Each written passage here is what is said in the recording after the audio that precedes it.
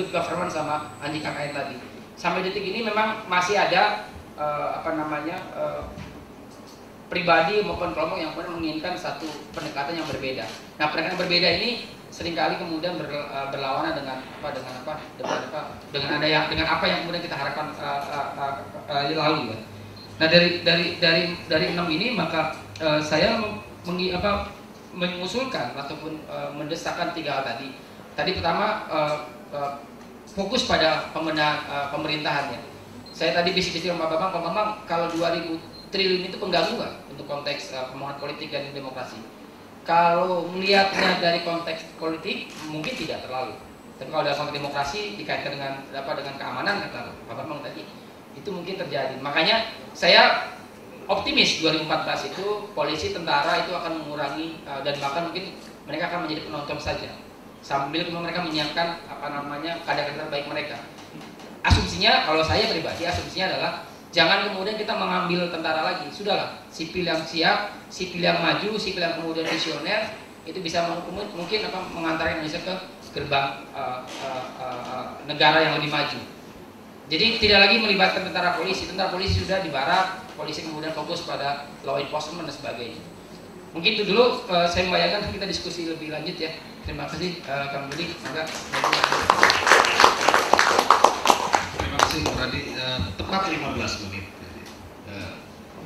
Saya tadi sih hipotesis saya kalau orang kecewa secara ekonomi maka proses konsolidasinya bakal terganggu ya. Tapi Bung Radi tadi mengatakan nggak ada urusannya.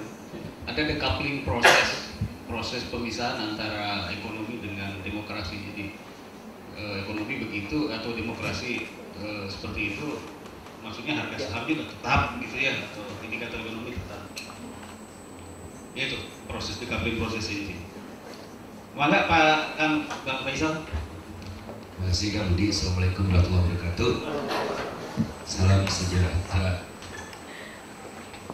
Saya menikmati sekali presentasi tim Unpad tadi, dan saya buru-buru ganti judulnya mengapa demikian. Mengapa demikian yang tadi itu. Nah, sedikit saja.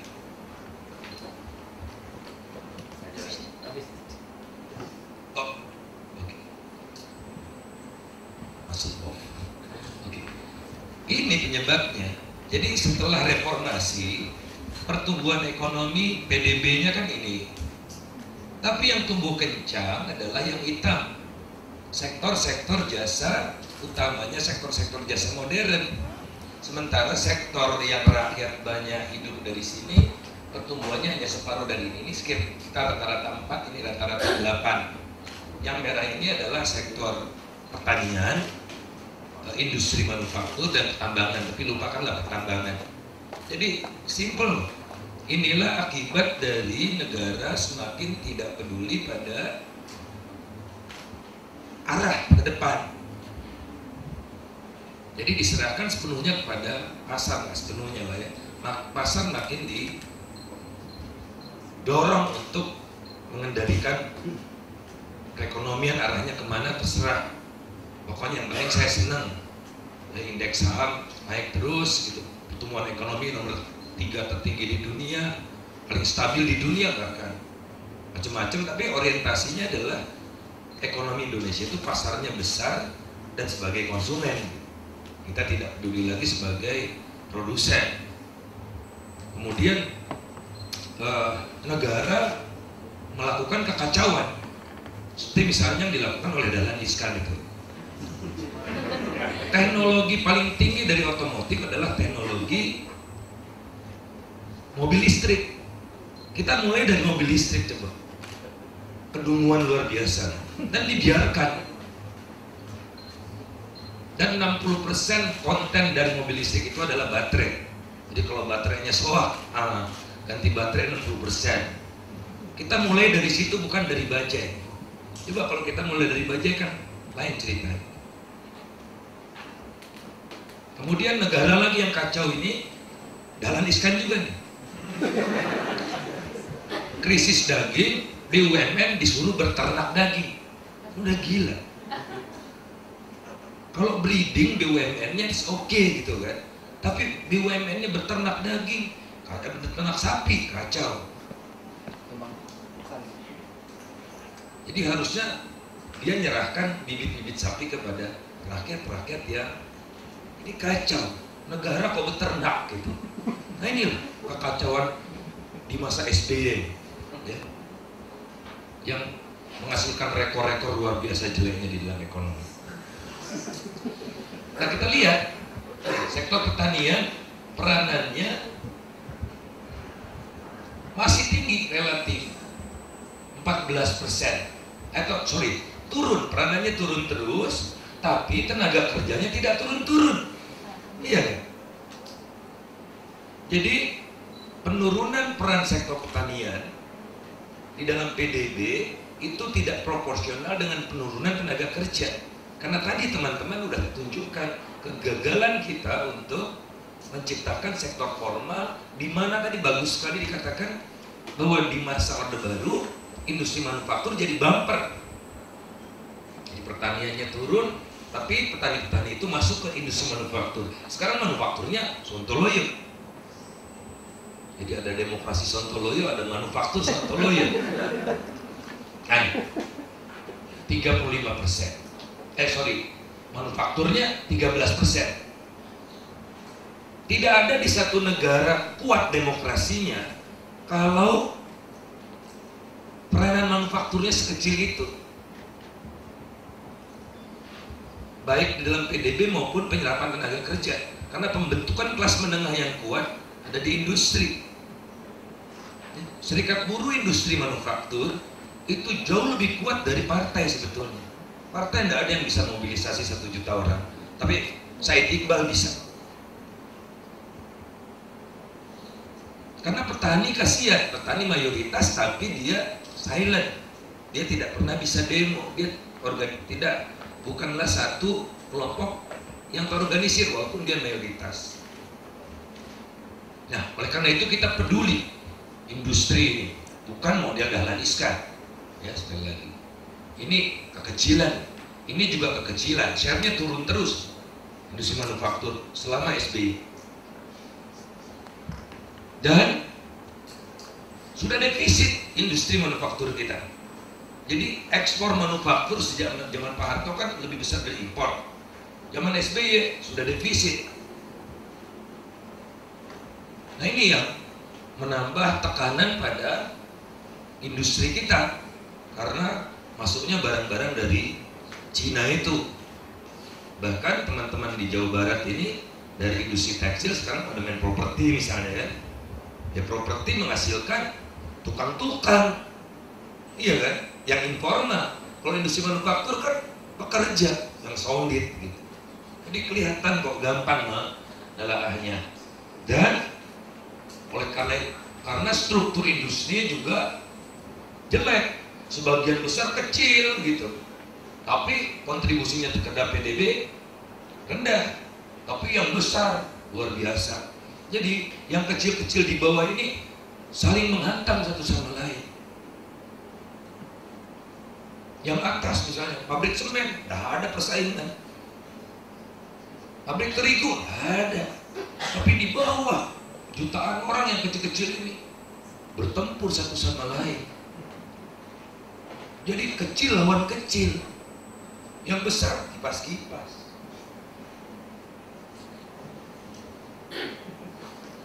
Pertaniannya juga kacau, sebagaimana terlihat dari pangan pun kita udah defisit, perutnya udah defisit. Zaman Pak Harto nggak boleh. Pak Harto saya masih ingat dapat penghargaan dari FAO di pidato di Roma karena keberhasilan swasembada pangan, padahal swasembadanya cuma setahun. Cuma setahun. Tapi itu perut tidak boleh dikompromikan. Oleh karena itulah kalau Anda lihat Global Food Security Index kita nomor 64 di dunia, nilainya di bawah 50. Negara-negara kuat tidak kompromi soal ini. Food security yang terbaik adalah Amerika, kedua Jepang, Israel, Australia. Jadi tidak ada loyo kalau perut didikte oleh negara lain. sebagaimana yang terjadi pada masa SBY yang notabene dia doktor ekonomi pertanian. Ironisnya. Nah, kemudian tidak heran oleh karena itu kalau pertumbuhan ekonomi kita tidak menghasilkan lapangan pekerjaan yang bermutu. 27% informal pertanian, 27% informal non pertanian, jadi 54% totalnya informal itu. Ada juga formal tapi tanpa kontrak kerja. Ini kalau saya bilang informal juga nih, ya 92% jadinya. Jadi penikmat pertumbuhan itu adalah pekerja di 3% permanent kontrak dan fixed term kontrak 3% ditambah employersnya 8%. Ya wajar ketimpangannya tambah menjadi-jadi. Kan yang menikmati ini aja, ini lapisan ini aja. Jadi syukur gitu kita lihat, oh datanya cocok ya. Jadi saya dapat tambahan amunisi ya, nah kemudian kemiskinan, loh kok ini juga datanya cuma ada di sorga seperti di Indonesia ini. Pertumbuhan ekonomi naik turun, tapi pengangguran turun terus, kan cuma ada di sorga itu. Pusing kita teorinya dari mana? Nah tapi jangan pusing, ya. Jangan pusing, lihat aja data ini. Nah, tadi juga teman-teman udah tunjukkan gitu. Intinya di Indonesia terjadi fenomena poor to be unemployed. Jadi kalau industrinya loyo, PHK terjadi, saya salah satu korban PHK hari ini, besok saya harus tetap kerja. Tidak bisa saya berleha-leha karena tidak ada jaminan sosial, tidak ada unemployment benefit. Jadi saya harus kerja besok. Nah karena saya harus kerja besok, serabutan kerjanya tidak cukup memenuhi kebutuhan rumah tangga saya. Saya bilang ke istri, kamu jualan deh. Ini pernah saya alami, pengalaman hidup nih. Kamu jualan deh. Istri saya jualan kue, jualan baju. Waktu reformasi, jadi istri korban reformasi. Mas Amin tahu. Nah, karena gaji nggak ada kan, gaji pegawai negeri cuma 500.000 cuti. Jadi justru saya semakin miskin. Bukan saya pribadi ya, representasi dari orang-orang yang terpinggirkan dari sektor industri itu tertekan hidupnya, maka anggota keluarga lain harus ikut bekerja.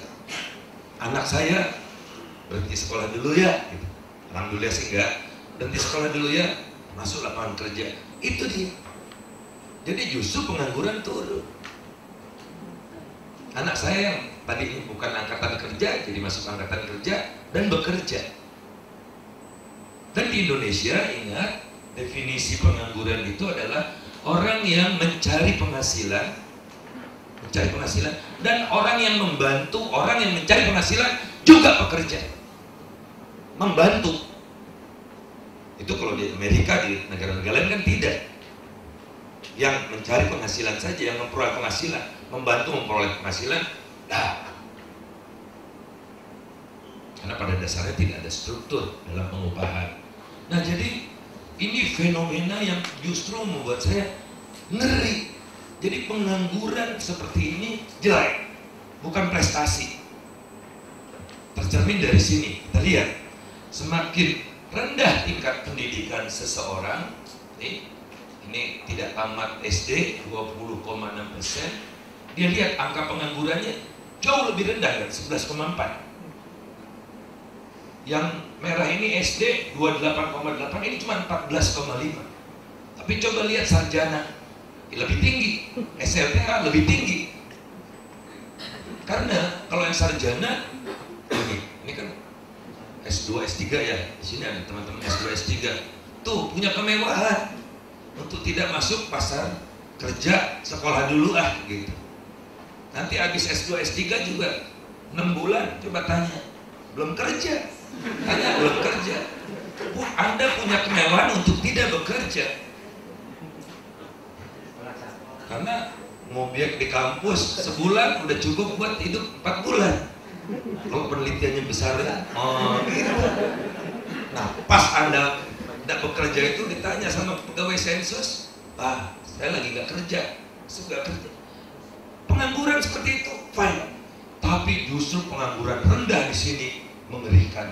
Ini letupan sosial ini bentar lagi, too poor to be unemployed.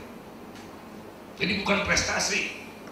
Nih, nanti Pak SBY partainya akan bikin 2 halaman penuh di koran. Selama masa SBY prestasi angka pengangguran paling rendah.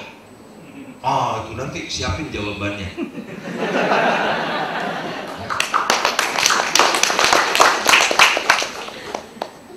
Nah, pertanyaannya kenapa sih kita begini? Tuh trennya kayak begini, saudara sekalian. Dari demokrasi terpimpin, plan, indikatif mix, kesini makin open ekonomi, makin laissez-faire,